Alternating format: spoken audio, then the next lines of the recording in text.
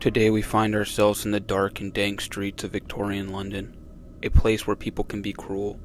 The hustle of the city leaves little room for niceties. Stench wafts through the air, a mixture of smoke and industrial fumes. High society lies in comfort in finer parts of the city, while the working class fights to earn their keep. A place that famed author Charles Dickens once described as being, "It was the best of times, and it was the worst of times." Inside of this dark and divided city, a mysterious tale would emerge, one that would live in infamy for nearly a century on. A tale of a humanoid being began to emerge, unknown whether man, monster, or machine. This figure would haunt the dark and dank streets of London for decades. The first true supervillain of his time, a ghostly character with otherworldly abilities. Today we learn the tale of Spring-Heeled Jack, the true terror of London. The first reports of a said figure emerged in October of 1837 in the Battersea region of London, where a young girl named Mary Stevens was walking toward a street named Lavender Hill. She had just finished working as a servant and visiting her elderly parents in the area when she was making her way through the Clapham Common, a large urban park in the city, when out of nowhere, the creature sprang out towards her.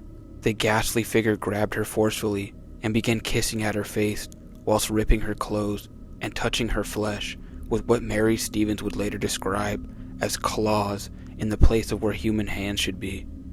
Mary, in a state of shock at the encounter, couldn't make sense of the situation, and her only response was to scream and fight off the creature. After a brief struggle and her yells being heard, the ghastly figure stopped his attack and eventually fled into the dark. A mob of concerned neighbors would eventually form and find Mary Stevens visibly shaken up from this encounter.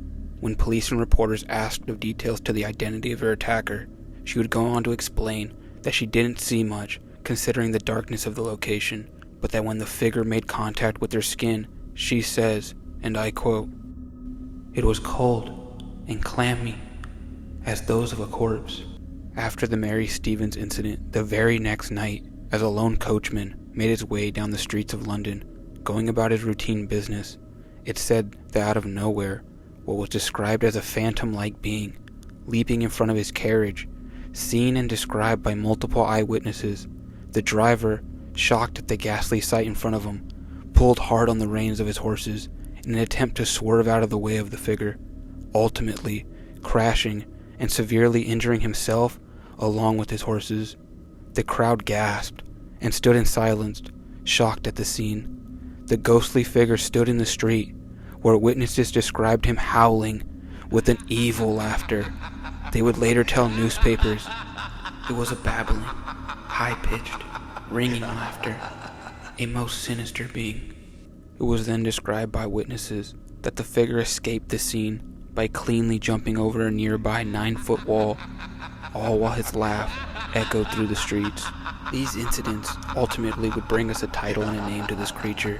After the Mary Stevens incident and the carriage crash would be reported through the London press, columnists and newspaper editors would dub the ghostly wicked figure Spring-Heeled Jack for his supernatural leaping abilities and his mysterious presence. In the following months after the first October incidents, all throughout the city, stories of sinister attacks. Naturally, citizens began to talk amongst themselves, growing concerned. On January 9th, 1838, the Lord Mayor of London, Sir John Cowan, announced officially at a public session at the Manor House of an anonymous complaint that he had received several days earlier. The letter, although anonymous, was signed "A Resident of Peckham" and read the following. It appears that some individuals have laid a wager with the mischievous and foolhardy companion that he durst not take upon himself the task of visiting many of the villages near London in 3 different disguises: a ghost, a bear, and a devil, and moreover that he will not enter a gentleman's garden for the purpose of alarming the inmates of the house. The wager has however been accepted, and the unmanly villain has succeeded in depriving 7 ladies of their senses, 2 of whom are not likely to ever recover, but to become burdens to their families. At one house, the man rang the bell, and on the servant coming to the door, this worse than brute stood in no less dreadful figure than a spectre clad most perfectly. The consequence was that the poor girl immediately swooned, and has never from the moment been in her senses. The affair has now been going on for some time. Strange to say, the papers are still silent on the subject. The writer has reason to believe that they have the whole history at their finger ends, but through interested motives and induced to remain silent. The letter described the situation of this ghastly creature and how at least 7 young women had been assaulted, with this ghostly figure being described as sometimes taking the form of a bear or a ghost. The Lord Mayor of London seemed fairly skeptical at first after reading the letter aloud, but then a member of the audience confirmed that the tales with him saying, and I quote, "Servant girls about Kensington, Hammersmith, and Ealing all tell dreadful tales of this ghost or devil." And one by one, as more members in the audience of Mansion House spoke of their experience with their tales of their own, slowly validity had set into the Lord Mayor. On January 9th, 1839, the Times newspaper would publish their reports on the ghastly figure known as Spring-Heeled Jack, and other national newspapers would run their own stories the following day. Considering the Times was, and still is, one of the largest newspapers in Britain, once the spectacular story of the villain Spring-Heeled Jack hit the public, reports across the country began to pour in. Tales of young women being frightened into hysteria, assaults, malicious pranks, and even as far as tales of young girls being frightened to death. Considering the volume of accounts, police officials suspected that a large majority of these tales must have been committed by copycats or other pranksters, but at the same time, some reports held more supernatural details and validity than others. On the night of February 19th, 1838, a young girl named Jane Alsop answered the door to her father's house. A man claiming to be a police officer told her to bring out a light, claiming, and I quote, "We've caught Spring-Heeled Jack. He's here in the lane. Come quickly." She said she did as the figure said, and brought the person a candle. She noticed that he wore a large dark cloak, with his face being hard to make out, and at the moment that she had handed him the candle, all of a sudden, the figure threw off the cloak, and she describes, presented a most hideous and frightful appearance, vomiting blue and white flame from his mouth, while his eyes resembled red balls of fire, burning like the sun. Miss Alsop reported that he wore a large helmet, and that his clothing, which appeared to be skin-tight fitting, resembled white oilskin, a wetsuit-like garment. Without saying a word, the ghost caught hold of her and began tearing at her gown with his claws, which she was certain were, and I quote, "were made of some metallic substance." She screamed for help and managed to get away from him briefly. In her panic, she ran back towards her father's house. The figure caught her on the front steps and tore at her neck and her arms with his claws, all while shrieking and laughing his sinister, wicked laugh.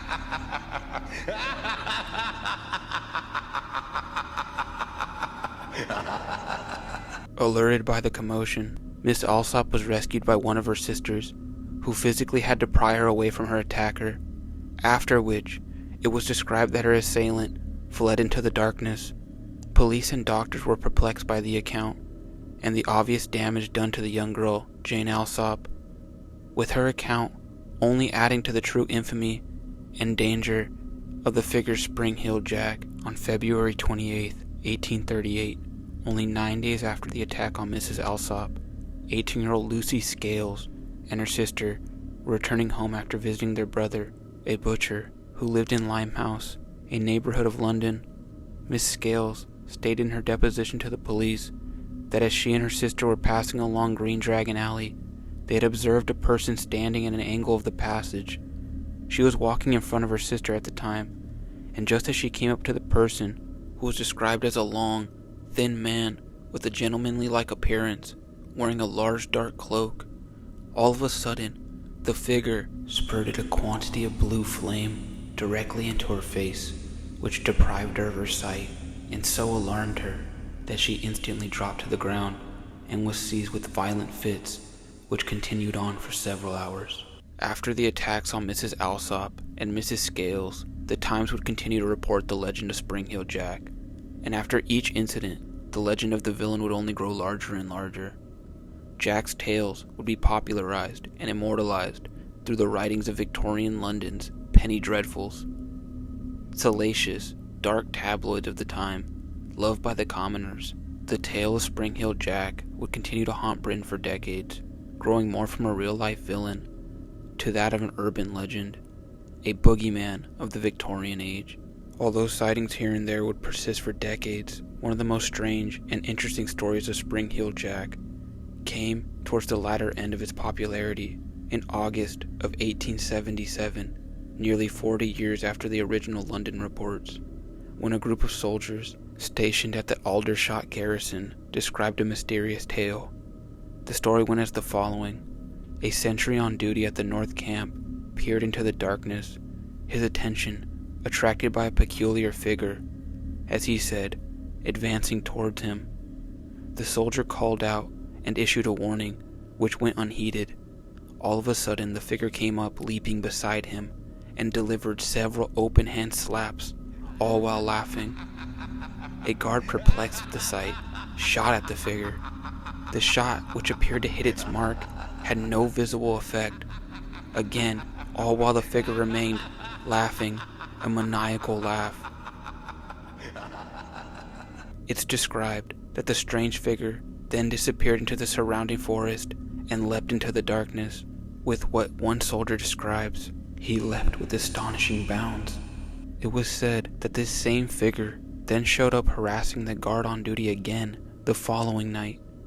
Lord Ernest Hamilton, an officer stationed at the barracks, added that the panic became so great at Aldershot that sentries were issued ammunition and ordered to shoot the quote-unquote night terror on sight, but eventually the mysterious appearances would cease. By the end of the 19th century, Spring-Heeled Jack was a solidified urban legend of Britain. No one was ever caught or charged or even identified as the real Spring-Heeled Jack.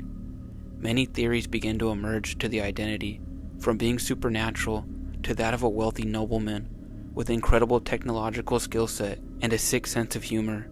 A popular rumor circulating as early as the year 1840 pointed to an Irish nobleman, the Marquees of Waterford, as the main suspect for Spring-Heeled Jack. The Marquis was frequently in the news in the late 1830s for his drunken brawling, brutal jokes, and his vandalism, and was said to do anything for a bet.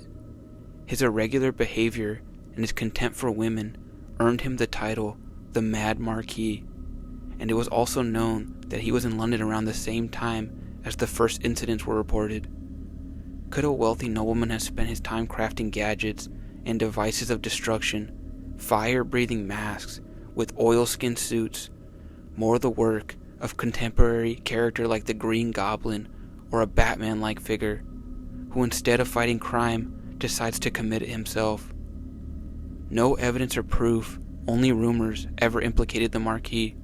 He would go on to live a normal life until he died in a riding accident in 1859, putting a rest to the suspicions. After his death, no other suspects would be brought forth. The tale of Spring-Heeled Jack lives on in infamy, even now, nearly 200 years later, inspiring tales around the globe. Whether a real-life being or an example of mass hysteria, Spring-Heeled Jack is one of history's most interesting characters. And guys, I want to thank you so much if you listen all the way to this point. Again, if you like any of this content, I'd urge you to like or follow the channel. It helps immensely. And guys, just really briefly, I just wanted to say a little statement, my opinions on the case. I liked this one just because of the age. It reminded me of like a Batman of Victorian London, or more like a Green Goblin. He's more of a sinister character, so more like a Green Goblin.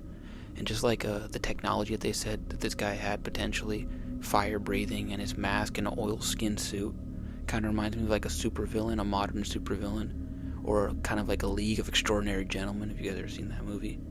But a very interesting case. And again, guys, thank you so much if you listen. Follow or subscribe to the channel, and have a good day. Thank you so much.